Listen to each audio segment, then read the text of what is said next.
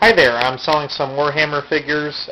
Basically 8th edition is out, and sort of an opportunity for those of you who are interested to get in on a lot of miniatures. I have too many armies, and so I basically need to cut down on what I have. Let me just start showing you what I have to offer here. Orc, wyvern, and a lot of this stuff is painted. Swordsman, Empire. These are not GW models, but you could use them as pikemen or something. Some of the pikes are broken, so those would have to get glued or replaced. Flagellants, Lord on Griffin, some other characters. And I have some photos too I'll put with the auction, but basically the Empire miniatures are painted okay. They're not great, but they're decent tabletop standard. Certainly better than having something unpainted. Let's get into the good stuff. We have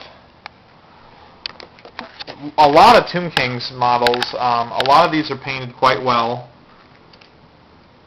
Let's kind of go around what I have here, and for those of you who are interested in Warhammer, you'll know what this stuff is.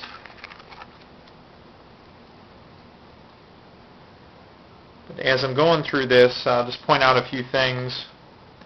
Again, a lot of these Tomb Kings guys are actually painted, I think, really well. Especially all these skeletons look really good. Command models.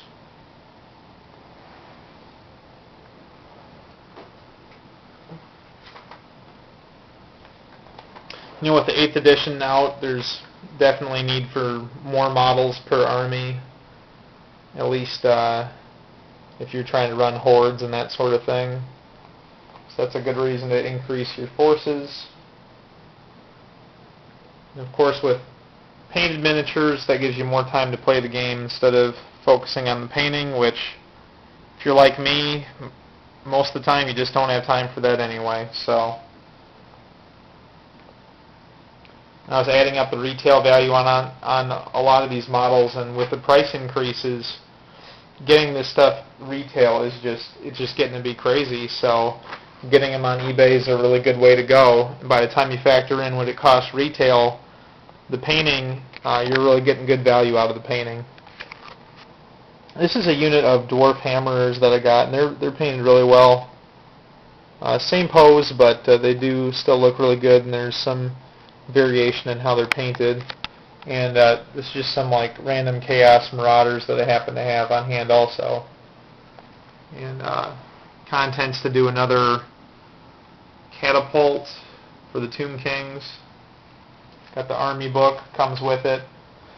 And this is kind of funny. These are just like somebody took some magic cards and modified them so that they have the language of the incantations on there as well. So anyway, pretty good sized Tomb Kings army. What you see is what you get. I'll plan on including this carrying case, which was designed for part of this Tomb Kings army, so some of it will fit in there, some will not. So what do you get out of this? You save a lot of time in that most of these models are already assembled, painted. And one other cool thing is a lot of these I've magnetized, so